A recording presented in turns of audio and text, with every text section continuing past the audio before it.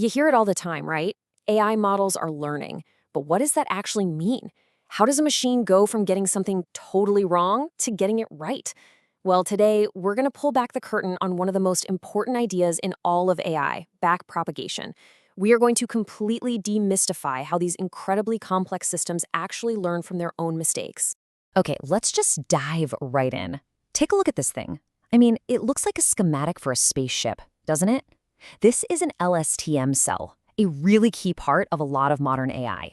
It's just a crazy mess of lines, boxes, and symbols. And honestly, this is why AI can feel like this impenetrable black box.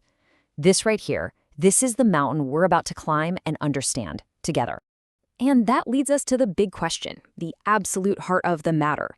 Looking at this chaos, how on earth does a machine know which little knob to turn when it messes up? How does it trace a single mistake all the way back through this web to actually fix itself? That's the puzzle we are going to solve right now. So here's our roadmap for the climb. First, we'll get a handle on the learning puzzle itself. Then we're going to pack our essential climbing gear, some super simple calculus building blocks. After that, we'll actually assemble that scary LSTM piece by piece. Then the fun part, learning by backtracking down the path we just climbed. We'll also scout out a common danger, vanishing gradients, and finally, we'll check out some much smarter gear to get around it. All right, before we even think about tackling that LSTM, we need to gear up. Now, the entire engine of learning in neural networks is built on this one core idea from calculus called the chain rule. Sounds intimidating, I know, but all it really means is that if you have a chain of events, you can figure out how something at the very beginning affected the very end by working backward, one link at a time. Don't worry, we're going to boil it all down to just a few simple rules. That's all you'll need. So this whole process is called backpropagation. It sounds super technical, but the idea is actually kind of simple. Think of it like a blame game. When the network makes a mistake, it literally works backward from the final error, step by step, to figure out how much blame to assign to every single piece along the way. That's what tells the model exactly how to tweak itself to do better next time. It's just like retracing your steps to find out where you took a wrong turn. Let's start with the absolute easiest rule, addition. That weird-looking symbol, del L, del Z, is what mathematicians call a gradient. For us, let's just call it the blame. So, if an operation is just z equals x plus y, the blame that lands on z simply gets passed back equally to both x and y. It's that simple. The blame signal just flows straight through. Okay, now for multiplication. If you have z equals w times x, the blame that gets passed back to x is scaled by whatever w's value was, and the blame passed to w gets scaled by x's value. So basically, each part of the multiplication gets blamed in proportion to how much the other part contributed. This is absolutely key for understanding how networks adjust their connections. And here is a super important tip for our climb. This is one of those things that trips people up. Sometimes one single variable can influence the final result through a bunch of different paths in the network. So when we're backtracking and calculating the blame, we can't just assign it a new value. We have to add the new blame to any blame it's already accumulated. That's what this plus equals is all about. We're adding it all up. Remember that. Okay, gear check is done. We're ready.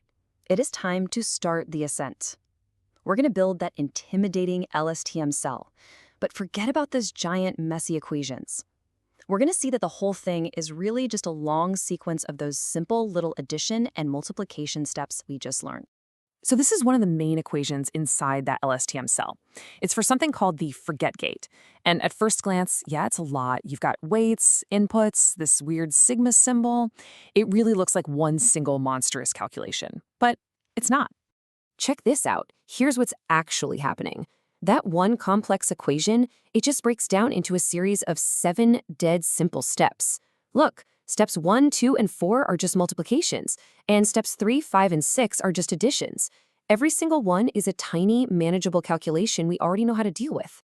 And it's not just for this one little part. The whole rest of the LSTM, all the other gates, they all break down in exactly the same way.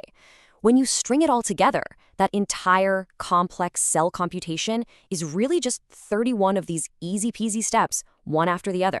We've just turned a giant, terrifying leap into a simple staircase. The mountain is looking a whole lot more climbable now, isn't it? We've made it to the summit. We've calculated the final output. But now comes the descent. And this is where the magic, the actual learning happens.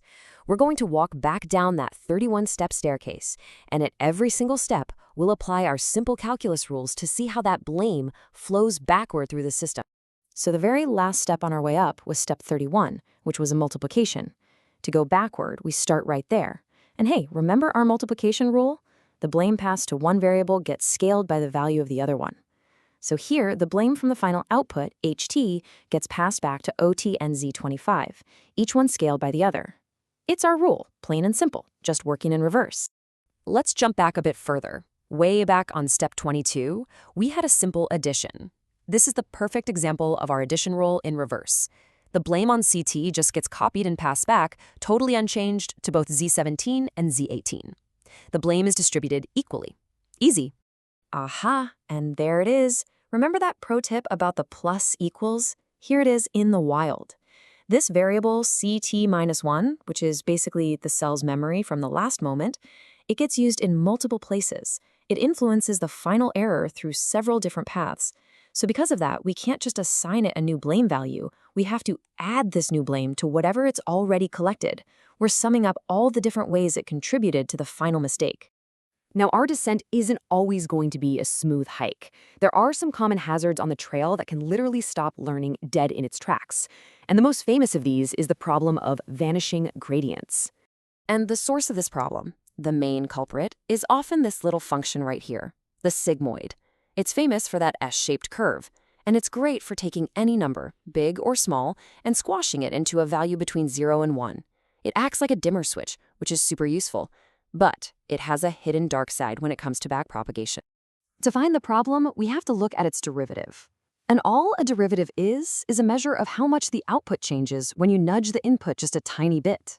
This derivative value is the exact number we have to multiply by to pass the blame back through the function.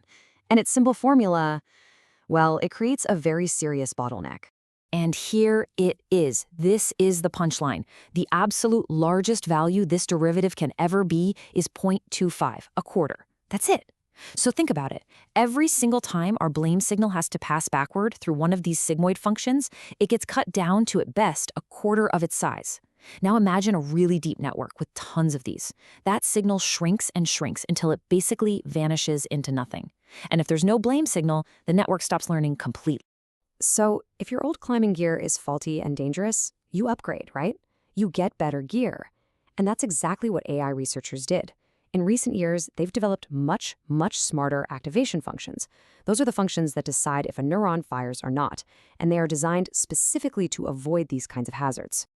The modern go-to function is called ReLU. It's super simple, just max 0x. It's fast, it works well, but it has its own little problem called the dying ReLU. If a neuron's input ever becomes negative, it just outputs 0. But that also means its gradient becomes 0. So the neuron gets stuck in the off position, and it can't learn anymore. It's effectively dead.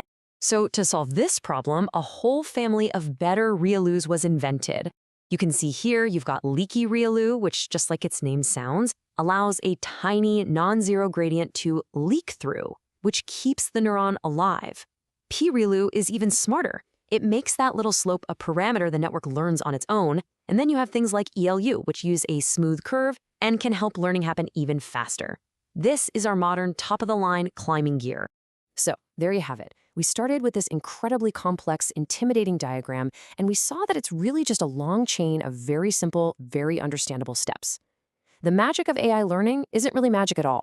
It's just the patient, step-by-step application of a few core rules over and over again. And it really makes you wonder, doesn't it? If we can demystify a core part of AI like this, what other massive, complicated black boxes out there are just a series of simple steps waiting for us to break them down?